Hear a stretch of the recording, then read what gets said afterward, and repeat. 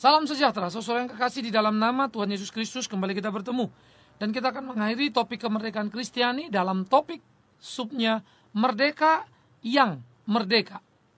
Nah, bagian ini akan kita membacanya di dalam 2 Korintus pasal 12. 2 Korintus 12 ayat 7 sampai ayat yang ke-10. Demikian firman Tuhan. Dan supaya aku jangan meninggikan diri karena penyataan-penyataan yang luar biasa itu, maka aku diberi suatu duri di dalam dagingku, yaitu seorang utusan iblis untuk mengocoh aku, supaya aku jangan meninggikan diri. Tentang hal itu aku sudah 3 kali berseru kepada Tuhan, supaya utusan iblis itu mundur daripadaku. Tetapi jawab Tuhan kepadaku, cukuplah kasih karuniaku bagimu, sebab justru dalam kelemahanlah kuasaku menjadi sempurna. Sebab itu terlebih suka aku bermegah atas kelemahanku, supaya kuasa Kristus turun menaungi aku. Karena itu aku senang dan rela di dalam kelemahan, di dalam siksaan, di dalam kesukaran, di dalam penganiayaan, dan kesesakan oleh karena Kristus. Sebab jika aku lemah, maka aku kuat. Merdeka yang merdeka adalah sebuah paradoks yang sangat sulit untuk dipahami. Merdeka yang merdeka adalah sebuah paradoks yang menjadi kekuatan tarik-menarik di dalam kehidupan. Paradoks, 2 hal bertolak belakang, tetapi dua-duanya benar. Sekali lagi, paradoks adalah 2 hal yang bertolak belakang, tetapi dua-duanya benar. Nah, saudaraku yang kekasih, di dalam pemikiran perenungan akan kebenaran firman Tuhan, kita melihat sebuah kenyataan yang sangat luar biasa sekali. Semangat dunia adalah semangat, aku merdeka kalau aku bisa melakukan apa yang aku mau. Aku merdeka kalau aku bisa kuat dan menjajah orang lain. Aku merdeka kalau aku minta dan aku dapat apa saja. Minta kaya dapat kaya, minta sembuh dapat sembuh. Aku hebat, aku jago. Apakah Alkitab seperti itu? Alkitab lain sekali, saudara. Alkitab memberikan sebuah nuansa yang notabene kita tidak suka. Alkitab memberikan sebuah nuansa yang jelas-jelas kita hindari di dalam kehidupan kita. Iya. Bagaimana mungkin seperti yang dikatakan oleh Paulus, kemegahan dan kebahagiaan Paulus justru ada di dalam kelemahannya. Kisah ini diawali oleh satu argumentasi yang ditampilkan oleh Paulus, supaya aku jangan meninggikan diri karena pernyataan-pernyataan yang luar biasa yang diterimanya, anugerah hebat yang didapatkannya. Maka Tuhan mengizinkan ada satu duri di dalam diri Paulus, di mana digambarkan iblis mengecoh dia. Hal itu menjadi sesuatu yang sangat mengganggu, sesuatu yang sangat menyakitkan. Paulus bukan tipe orang cengeng. Itu sebab kalau tidak berlebihan sakitnya pasti dia diam. Tetapi ini amat sangat menyakitkan dan dia berteriak, Tuhan tolonglah, angkatlah. Apakah Anda ingin mengatakan Rasul Paulus cengeng? Tidak. Karena memang betul sakit? Ya. Karena memang betul berat? Betul sekali. Oleh karena itu dia berteriak, Tuhan angkatlah. Tetapi dalam teriakan Tuhan angkatlah, menarik sekali. 3 kali dia berteriak dan meminta, 3 kali pula Tuhan menjawabnya tidak. Cukuplah kasih karuniaku bagimu. Duri di dalam tubuh Paulus ada yang menggambarkan sebagai sebuah sakit di mana matanya cenderung mau keluar begitu ya. Semacam ada satu kesakitan yang luar biasa. Ada yang menyebutkan itu di dalam tubuhnya dan lain sebagainya macam. Tetapi apapun itu menjadi sebuah jenis sakit yang sangat-sangat mengganggu sekali. Tetapi Paulus minta, dapat tidak? Loh, bukankah Paulus berdoa buat orang sakit sembuh? Yes. Bukankah Paulus hebat jubahnya dipegang sembuh? Ya. Lalu kenapa Paulus tidak?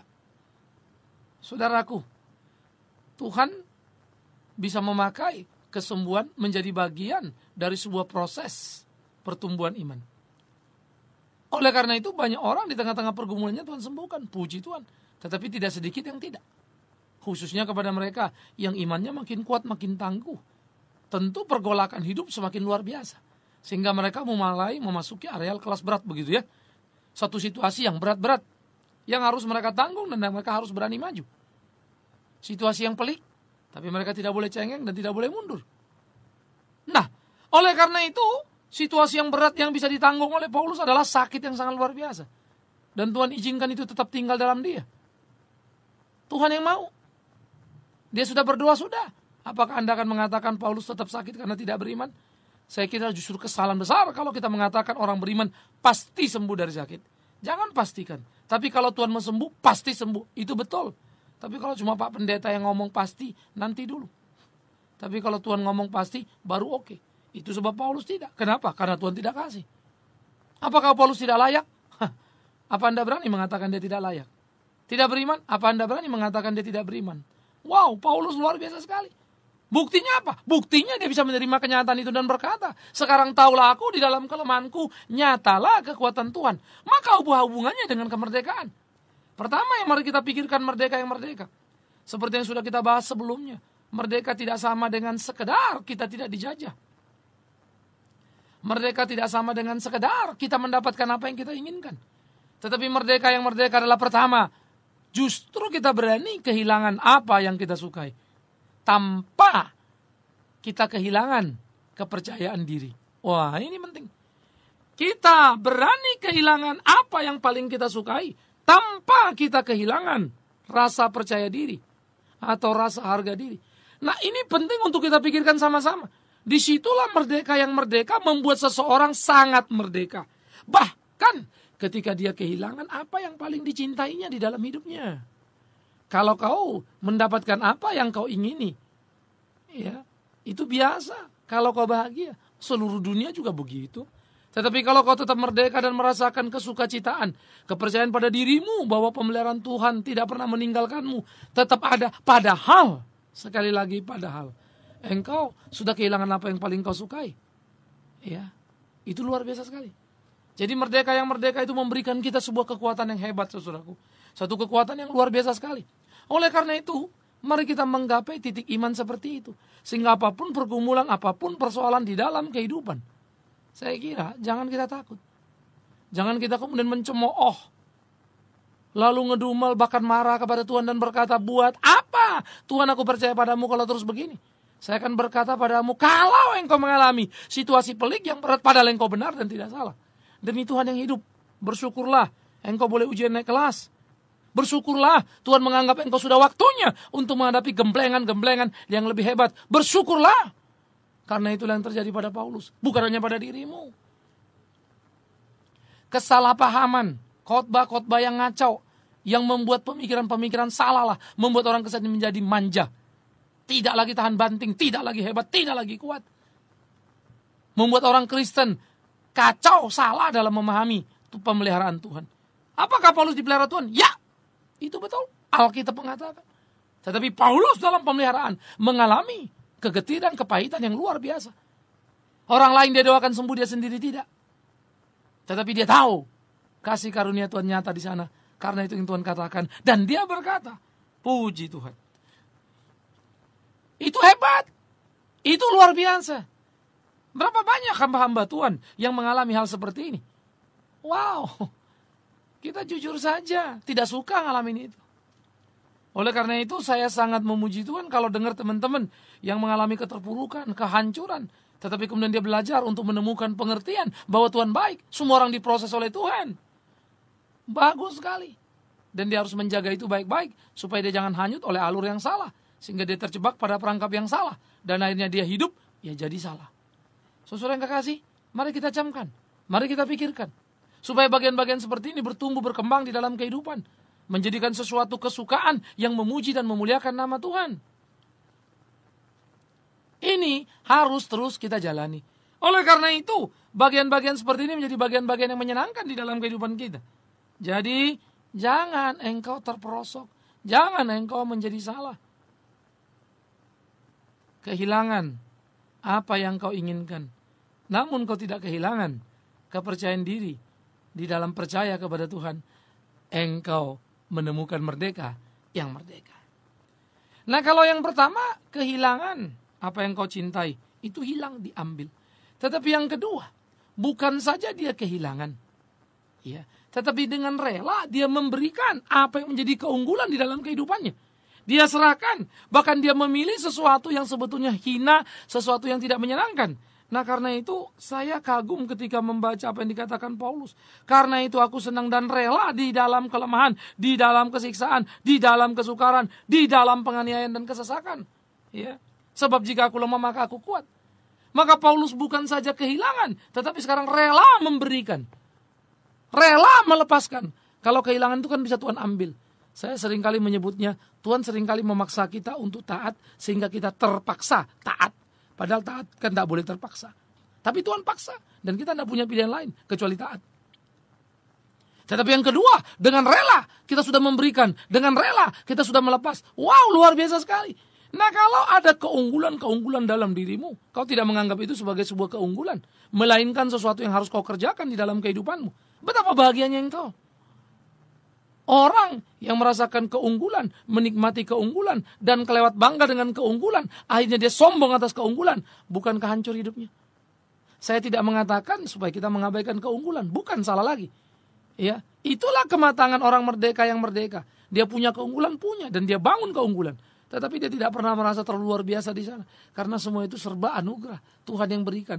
Maka dia rela melepaskan seluruh keunggulan dengan meniadakan dirinya. Hebat sekali, bukan? Itulah orang merdeka yang merdeka. Sehingga dia merdeka betul, tidak terikat apapun, tidak dikuasai oleh apapun. Bahkan keunggulan yang bisa membuat namanya hebat, namanya tenar, luar biasa. Dia berani dengan rela melepaskannya. Wow. Luar biasa sekali. Maka saya pikir banyak sekali orang Kristen yang tertambat dan berhenti hanya di dalam pergumulan-pergumulan kehidupan. Kenapa aku nggak dapat ini, nggak dapat itu. Tanpa pernah masuk dalam pergumulan, apa yang bisa aku kerjakan. Dan terus memicu dirinya untuk menggapai apa yang bisa memuliakan nama Tuhan. Sayang, beribu sayang. Nah, oleh karena itulah saudara, orang yang merdeka, sangat merdeka, berani melepaskan dengan rela segala keunggulan kehebatan di dalam dirinya. Dengan rela melepaskannya untuk kemuliaan Tuhannya. Dengan rela dia tidak terikat dan berkutat di lingkaran yang sama. Dengan rela, sekali lagi dengan rela, ia memuliakan nama Tuhannya. Betapa ajaibnya kehidupan ini. Betapa luar biasanya. Nah, oleh karena itu saya pikir saudara yang kekasih, hidup seperti ini perlu kita nikmati di dalam kebersamaan kita. Supaya kita terus maju, terus bergerak, terus bertindak, Tuhan ditinggikan, Tuhan diagungkan. Dan kita mesti berani. Jangan takut. Sehingga betul-betul kehidupan kita itu adalah hidup yang dihidupi oleh belas kasihan Allah. Kasih karunia Tuhan. Alangkah suka citanya. Ya. Maka yang pertama tadi adalah merdeka yang merdeka berarti saudara siap kehilangan.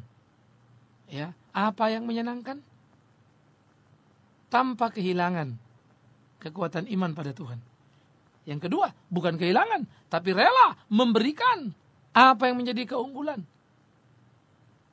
tanpa merasa ada sesuatu yang dikorbankan. Wah, menarik ya. Luar biasa sekali. Nah, oleh karena itulah kita menikmati kehidupan seperti itu, saudara. Ya, maka yang ketiga, orang merdeka yang merdeka berangkat dari semuanya adalah orang yang memiliki kesadaran. Apa yang ada bukan karena ada, tapi apa yang ada karena Tuhan adakan. Wah, hebat ya. Kita seringkali berpikir apa yang ada karena ada dan kita berhak untuk ada dan apa yang ada. Padahal apa yang ada karena Tuhan adakan. Dan kita hanya berkewajiban untuk mengisi, melakukan yang ada untuk dia. Maka sekarang tahap itu lebih ke atas lagi. Sadar eksistensi dirinya itu sudah lain sekali. Eksistensi adalah kesadaran keberadaan diri. Keberadaan saya itu dia tahu betul. Saya ada bukan karena sekedar saya ada. Tapi saya ada karena Tuhan mau saya ada. Sehingga keberadaan saya itu tidak tergantung saya. Tapi tergantung kepada Tuhan yang membuat saya ada. Saudara, camkan itu, pikirkan itu baik-baik. Merdeka yang merdeka seperti saya katakan tadi paradoks. Nah, oleh karena itulah fakta-fakta seperti ini menjadi tidak sederhana. Kalau saya ada, maka yang saya tahu saya ada karena saya ada. Dan saya ada untuk keberadaan saya. Kan begitu kan? Itu satu arah. Itu konsekuensi logis. Itu pemahaman linear. Tetapi paradoks lain. Aku ada bukan karena aku ada. Aku ada bukan untuk apa aku ada. Tapi aku ada karena dia ada. Aku ada untuk apa yang dia mau. Loh, karena ini apa keberadaanku, kenapa aku mesti sama Tuhan? Ya kan? Kan aku yang berkarya, aku yang mengerjakan. Kenapa harus Tuhan dan Tuhan? Kadang-kadang kan kita konflik, saudara. Kita mulai terikat pada jepitan-jepitan yang menakutkan. Kita mulai jengkel, kita mulai kesal. Oleh karena itu, saudaraku yang kekasih, hati-hati. Jangan sampai kita terjebak pada perangkap yang salah di tengah-tengah kehidupan ini. Oleh karena itu keberadaan diri kita pun perlu kita pahami untuk menggapai kemerdekaan kehidupan yang luar biasa. Camkan itu, pikirkan itu. Hanya dengan demikian sekali lagi, hanya dengan demikian sekali lagi, hanya dengan demikian kita menemukan kemerdekaan yang merdeka itu. Maka kita akan mengalami kenikmatan kepuasan karena ada sebuah kebebasan yang sangat luar biasa. Kebebasan bukan bebas untuk melakukan apa saja, tapi kebebasan rasa dari seluruh tekanan-tekanan, himpitan-himpitan kehidupan. Lah, kalau lemah saja kita sudah siap. Kalau kehilangan saja kita sudah siap. Kalau tidak ada saja kita sudah siap. Apalagi kalau ada, kalau kuat, kalau mendapatkan. Lah, kan jadi biasa itu. Tidak membuat engkau lupa diri. Karena ketika tidak ada pun, tidak membuat engkau lemah diri. Maka ketika ada pun, tidak membuat engkau lupa diri. Maka engkau orang merdeka, yang paling merdeka. Karena tidak bisa diganggu oleh apapun, tidak bisa diarahkan oleh apapun. Bukankah itu kehidupan sejati? Hidup kita kan terombang-ambing. Kebahagiaan kita seringkali saya katakan ditentukan oleh situasi di sekitar kita. Bahkan dompet kita pun menentukan kenikmatan hidup kita, kebahagiaan kita. Dompet berisi, senanglah kita. Dompet tak berisi, pusinglah kita. Kan begitu. Lalu Anda akan bilang, Pak, emangnya orang gak perlu duit? Saya tidak munafik, saya juga perlu duit. Tetapi kan saya tidak perlu menjadi hamba duit. Itu kan dua hal yang berbeda. Kita memang perlu duit, tapi tidak harus jadi hamba duit. Nah, saya pikir ini yang perlu kita pikirkan sama-sama, saudara. Di dalam kehidupan kita. Sehingga dengan demikian, kita hidup seperti apa yang Tuhan kehendaki. Dan tidak salah melangkah di dalam langkah-langkah kehidupan itu sendiri. Ya. Ini menjadi penting sekali. Nah, oleh karena itu, saudaraku yang kekasih di dalam nama Tuhan Yesus Kristus, mari kita menggapai kemerdekaan yang merdeka, karena disitulah kenikmatan hidup yang maksimal. Nah, itu namanya kemerdekaan Kristiani. Disitulah keutuhan seluruh pemikiran-pemikiran kita. Disitulah letaknya seluruh kepuasan hidup kita. Ya. Karena apa? Karena kita adalah orang merdeka yang merdeka. Kita merdeka dari dosa, karena kita bukan hamba dosa. Kita merdeka oleh karena penebusan Kristus, karena kita anak Kristus. Kita merdeka dalam pikiran yang baru, karena kita punya satu paradigma pikir yang baru. Tetapi kita di situ mendapatkan merdeka yang merdeka, karena menerobos berbagai keterbatasan, menerobos berbagai kesulitan dan kemungkinan, menemukan kesejatian dan kemenangan, karena Tuhan yang menyertai kita. Alangkah indahnya, alangkah luar biasanya. Jadi hari ini saya mau berkata pada setiap saudara, yang ditimpa pergumulan, persoalan, kesulitan hidup yang berkepanjangan. Bukan seminggu, bukan sebulan, tahunan. Demi Tuhan yang hidup. Angkat kepalamu, tatap ke depan. Surga memberikan janji yang indah bagimu. Jangan takut. Lakukan apa yang menjadi kehendak Tuhan. Dan engkau akan melihat bagaimana kemenangan demi kemenangan justru akan mengajarkan engkau penyertaan Tuhan di tengah kesulitan yang kau alami. Kenapa engkau marah? Rasul saja pun mengalami kok. Kenapa engkau marah? Kan itu cinta Tuhan untuk menumbuhkan imanmu. Kenapa kau marah? Bahkan mulai meninggalkan Tuhan karena berlarut-larutnya persoalan yang kau alami. Apakah tidak engkau mengerti? Ia sedang menyapamu. Ia sedang mengasihimu. Kalau engkau salah, kembali ke jalan yang benar. Kalau engkau sudah benar, nikmati pertumbuhan. Kenikmatan yang lebih lagi dari hidup bergaul dengan Tuhan. Jangan kau marah. Karena memang tidak ada yang patut dimarahkan. Tidak ada yang perlu untuk diteriaki atau dimarahi. Karena hidup ini indah diberikan oleh Tuhan kepada kita. Jadi, jangan marah. Seneng ya? Nah itulah hidup saudara. Nah oleh karena itu hidup seperti itu yang harusnya kita nikmati di dalam keseharian kita, kebersamaan kita dengan Tuhan kita. Sehingga hidup itu menjadi sebuah hidup yang amat sangat luar biasa. Ya, di dalamnya Tuhan dipermuliakan. Oleh karena itu dapatkan merdeka yang merdeka. Kemerdekaan Kristiani yang sejati. Sehingga kita sungguh-sungguh menjadi orang yang luar biasa dalam hidup ini. Merdeka. Bukan sekedar merdeka. Fisiknya tidak dipenjara. Merdeka bukan sekedar merdeka dari rasa takut saja, tapi merdeka karena spiritual yang sudah merdeka, hakikat seluruh kehidupan yang merdeka, sehingga hidup menjadi sangat indah, luar biasa. Merdeka yang merdeka. Tatap dirimu, jangan sesali. Merdeka yang merdeka. Panjang persoalanmu, bukan itu persoalannya, tapi sejauh mana engkau bergantung pada Dia. Merdeka yang merdeka. Maka Paulus berkata, sebab jika aku lemah, aku kuat. Dan aku bersyukur pada Tuhanku, sekalipun duri itu mengecoh aku, sakit luar biasa, tapi aku tahu Ia mengasihi aku. Aku bersyukur kepadanya, karena di dalam kelemahanku nyatalah kekuatannya. Merdeka yang merdeka. Semoga Anda mendapatkannya, memilikinya, menikmatinya. Amin. Kita berdoa. Tuhan, kami bersyukur, kami berterima kasih kepadamu. Biarlah Engkau terus tolong tuntun pimpin kami dalam hidup ini, supaya kami boleh hidup memuliakan nama-Mu, melakukan apa yang menjadi kehendak-Mu. Di dalamnya Tuhan ditinggikan, diagungkan. Tuhan, terima kasih. Mampukan kami menikmati kemerdekaan Kristiani, kemerdekaan sejati dalam hidup ini, supaya kami sungguh-sungguh kuat menikmati hidup ini. Tolong setiap saudara di tengah-tengah pergumulan, persoalan kehidupan mereka. Ajar mereka berjalan menikmati kebersamaan dengan Tuhan. Dalam nama Yesus kami berdoa. Amin.